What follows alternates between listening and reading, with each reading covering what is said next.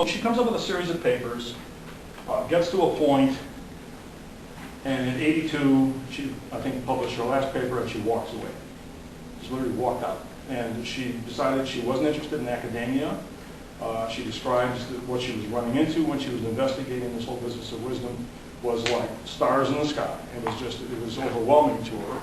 And she was more interested in helping people. So she went into geriatric neurology and became a counselor for that, and then she's still alive. And so Stephen Hall looked her up, interesting enough, and interviewed her. And so she's a part of this book, and he quotes her and whatnot.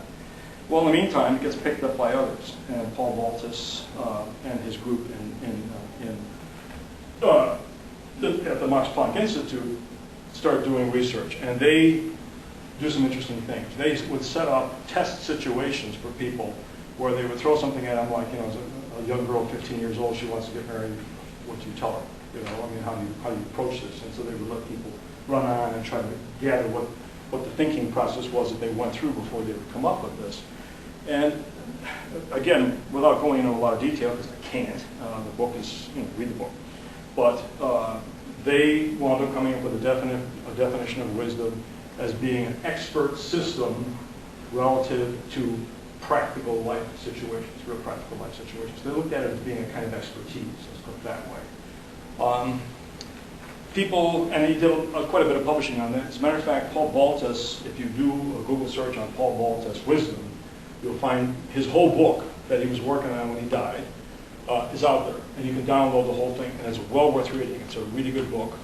I'll have a few critical comments to make about it. I did. I downloaded it, and I was surprised at how good it was. He's a good writer, if nothing else. The book's never been published. It never got finished, really. But it's a 6-chapter book. Does a nice job of surveying the whole thing, both in terms of religion and philosophy and so on. It kind of summarizes this stuff. Okay. But people in the field that are seeing stuff coming out from the Max Planck Institute think, you know what, this is a little too top-heavy. There's a lot more that's involved with wisdom that has to do with emotion. It has to do with the affective side of human nature and so on. And so they start trying to feed that into it and get away from this model of the expert system, which is quite cognitive. Okay, and then Bob Sternberg picked up from there, and they know each other. And as a matter of fact, Sternberg's book, and if you want, this is also a good one that I would recommend. It's called Wisdom, Its Nature, Origins, and Development. This is the first of a series of books that he did on wisdom. Another one's, it doesn't matter. But there's a lot of good stuff in here if you want to take a look at it. But one of the things that Baltus does not do is he doesn't talk about foolishness. Surprisingly enough, here's a whole book on wisdom, and he doesn't contrast it with foolishness. He sort of avoids that. Okay. Well, Sternberg didn't, being an American, I guess, and so he has a book with a wonderful title, "Why Smart People Can Be So Stupid." Okay. It's a wonderful title. I love the title. And there's characters in the book that you might suspect, especially when it was published. I mean, it includes Bill Clinton, who was a very intelligent guy, and yet he does some very stupid things. Like Monica Lewinsky or whatever. George Bush isn't in there because he doesn't qualify, obviously. But he does take up the whole business of foolishness, and he does a lot of other things as well. Now, so that's kind of a snapshot of what's been happening in psychology, and to get more detail out of that, get the books and read them. I strongly urge you to do it. In Hall's book, he talks about, in successive chapters, what he calls the 8 neural pillars of wisdom, and I'm trying to rattle these off. First one's emotional regulation, or the art of coping. Second one is knowing what's important, neural mechanisms involved in value and judgment. Third one's moral reasoning, the biology of right and wrong. Fourth one's compassion, the biology of compassion and empathy. Fifth one's humility. 6 is altruism. 7 is patience. And 8 is uncertainty. And he's in each one of those chapters pulls on a lot of the literature that has been coming out from the psychological foundations. chapter 12 and 13 are specifically focusing on youthful versus senior wisdom. And we'll talk about that just a little.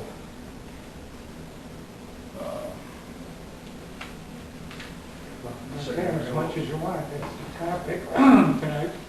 Yeah, give me a second to find this in my longer paper.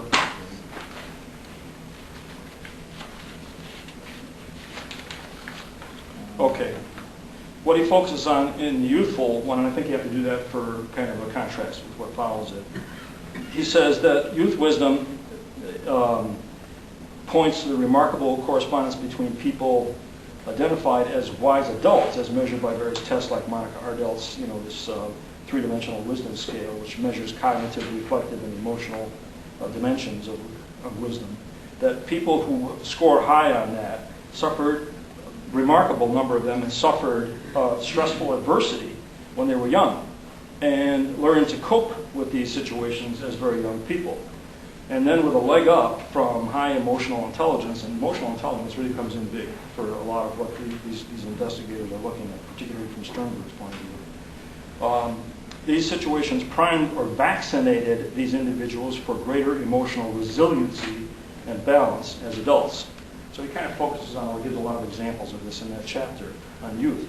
Then he talks in the next chapter about aging wisdom, and he talks that he says that researchers noted that older people tend to suffer less wide emotional swings when put into situations which involve gain or loss.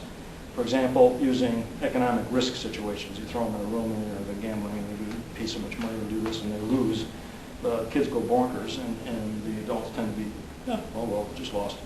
Whereas younger subjects get rattled from present losses. The researchers found that one of the marks of wisdom is an ability to neutralize the bad effects of emotion and mood swings on judgment, requiring a kind of emotional resilience, which can be improved with practice. Now that's the part that I find interesting. While neural endowments decrease dramatically with age, the ability of an older person to solve life problems seems to compensate for this due to their ability to remain calm, cool, and collected.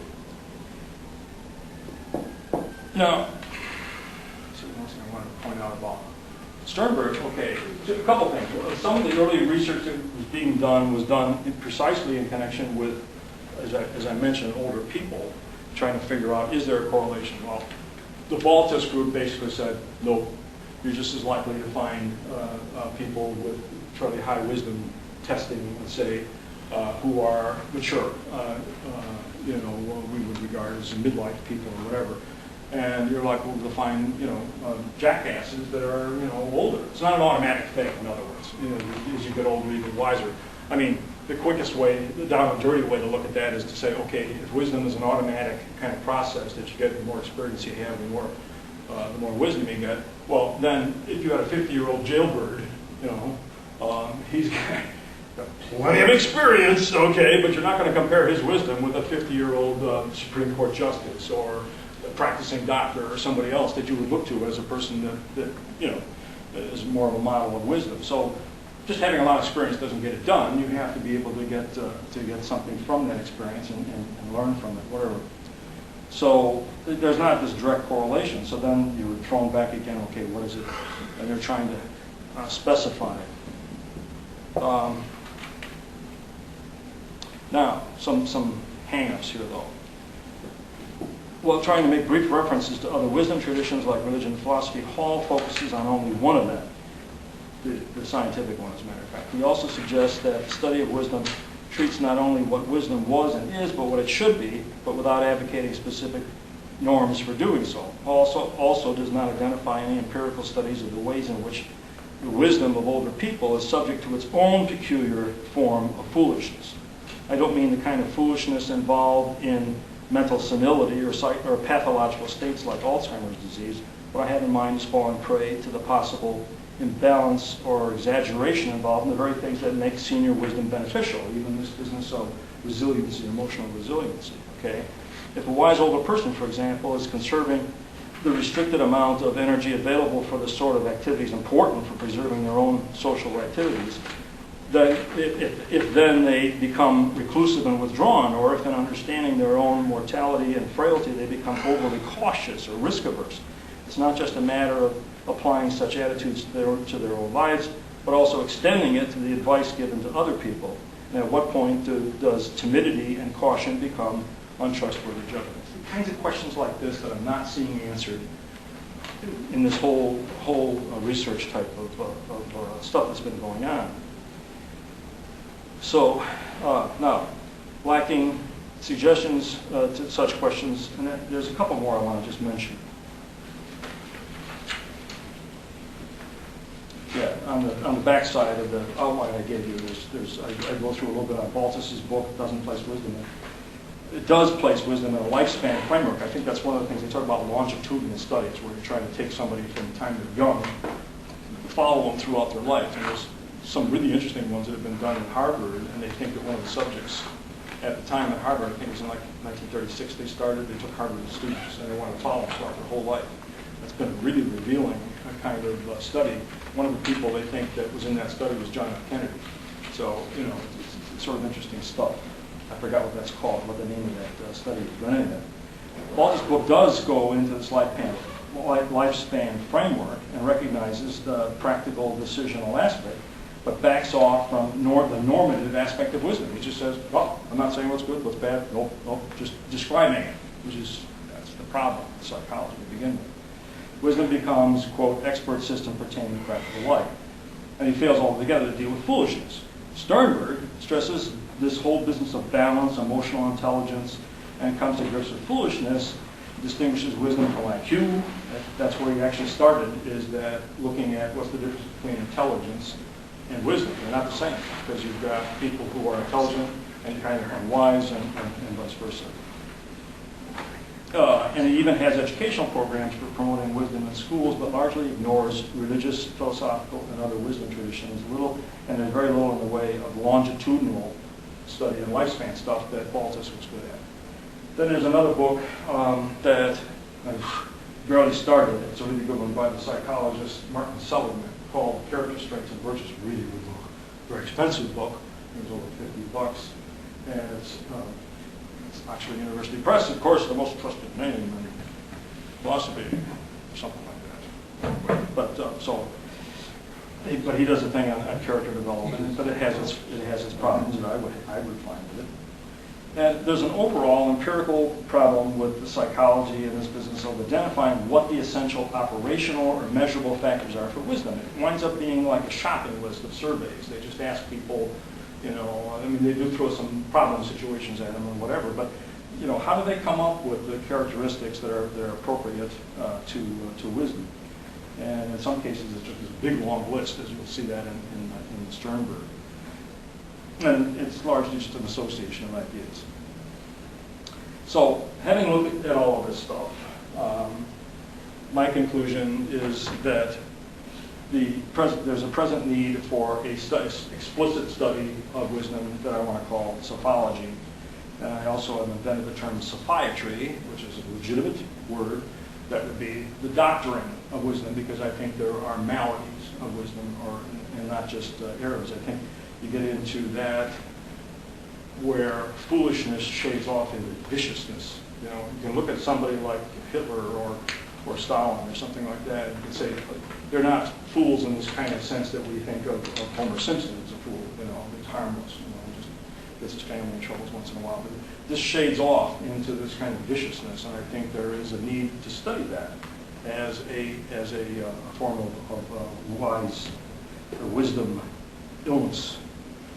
Now, the way I see it, it's a multidisciplinary study that begins with the story of the wisdom traditions and proceeds to a critique and systematic summary of wisdom trends. And so you start out, and I did this, okay, so